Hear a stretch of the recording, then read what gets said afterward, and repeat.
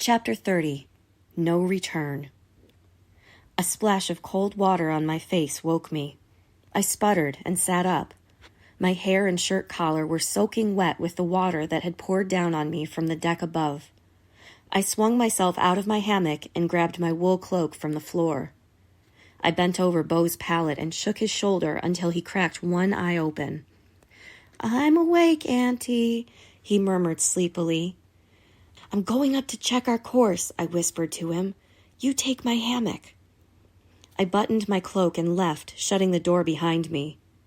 Water sloshed down the companionway steps. The ship rocked so hard I had to brace myself with both hands to keep from falling over. The jerky motion wasn't the rhythmic sway I'd become used to.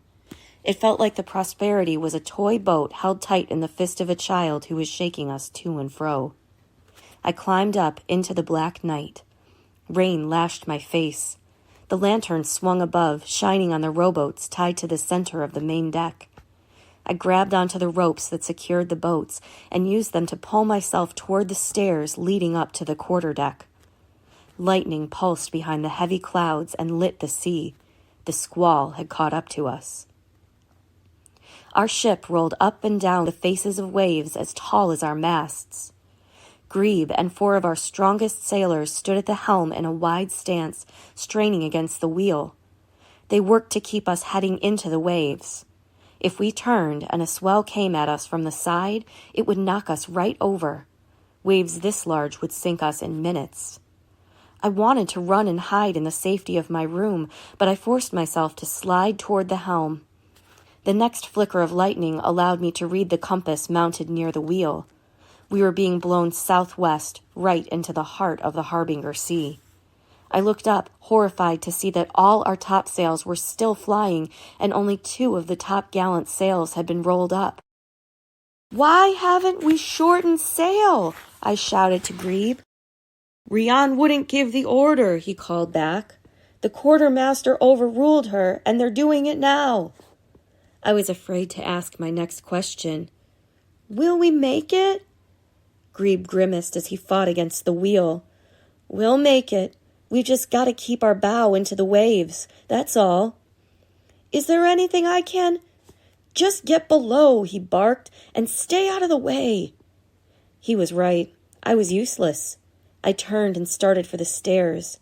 As I passed the captain's cabin, the door swung open and a hand shot out, grabbing me by the arm. Sangra stood in the doorway, a wild look in her eyes. "Captain Sangra," I gasped. "What are you doing up? You've got to get back to bed." Sangra surveyed the storm that raged outside her cabin. With a jerk on my arm, she pulled me into her room and shut the door behind us. "What's going on?" she rasped. "Where are we?" I backed away to keep my distance from her. "We're caught in a squall, but it's all right. We're reducing sail and our helmsmen are keeping us running with the wind. We'll ride it out, Captain." I said, "Where are we?" I gulped and tried to make my voice steady. 2,000 miles southwest of Avon's Island, ma'am." "Southwest? You mean the Harbinger Sea? Where is Payun? Bring him to me immediately." "He isn't here. He left the ship and stayed on the island." Sangra shut her eyes. "Then we are truly lost," she whispered. I backed away another step, thinking of how contagious she was. She looked awful, nothing like the mighty hero I had seen on deck that first day. Dark purple rings hung underneath her eyes, as if she'd been punched in the face. She was obviously still feverish. Her tangled hair was damp at the temples. "We need to get you lying down again, ma'am. Everything is under control." I spotted the little brown bottle of vitamin drops near her bed and picked it up. "Here, take these. They'll make you feel better." "Don't touch those!"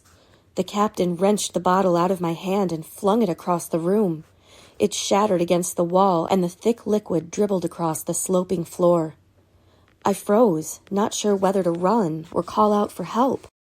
Captain Sangra breathed slowly and heavily. It took me a long time to understand what she had done to them. She smiled grimly. But I fooled her. I haven't swallowed these vile drops in days, and now my strength is returning. The captain's fever must have been making her imagine things. "Please, ma'am, let's get you back to bed. I'm going to go and find Miss Rian." "What's your name?" "Sai, ma'am." Sangra peered into my eyes. "She's enchanted you too, hasn't she, Sai?" "Yes, I can see it. You're completely under her spell." The ship rocked hard to stern, knocking us both off balance. Sangra staggered to her desk and fell into her chair. "You're not well, Captain. I'll get you some water." I used the furniture to steady myself as I crossed the room. Most of the water in the pitcher on the washstand had splashed out.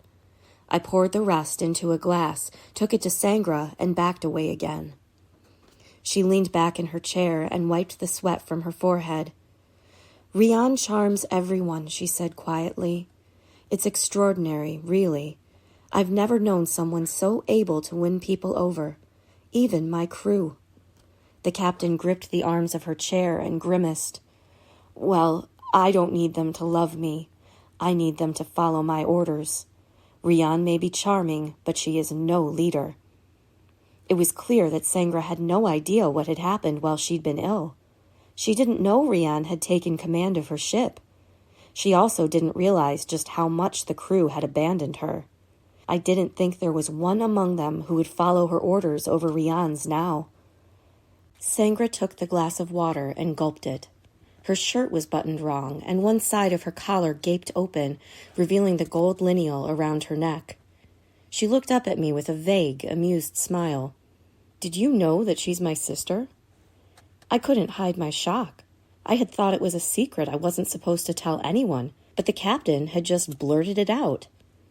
"It's true," said Sangra. "My sister, my blood, a shadow that I can never be rid of."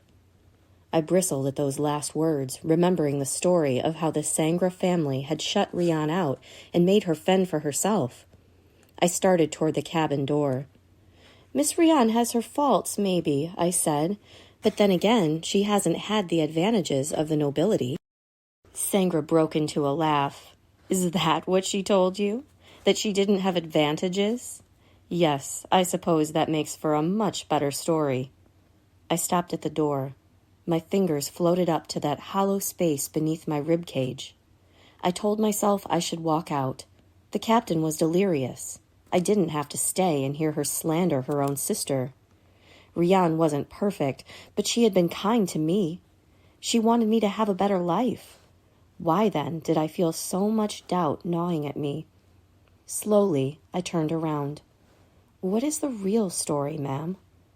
Sangra looked up. Her face was sunken and pale, but her sharp gaze went right through me. "You don't want to hear it." I swallowed. "No, I didn't, but I do now."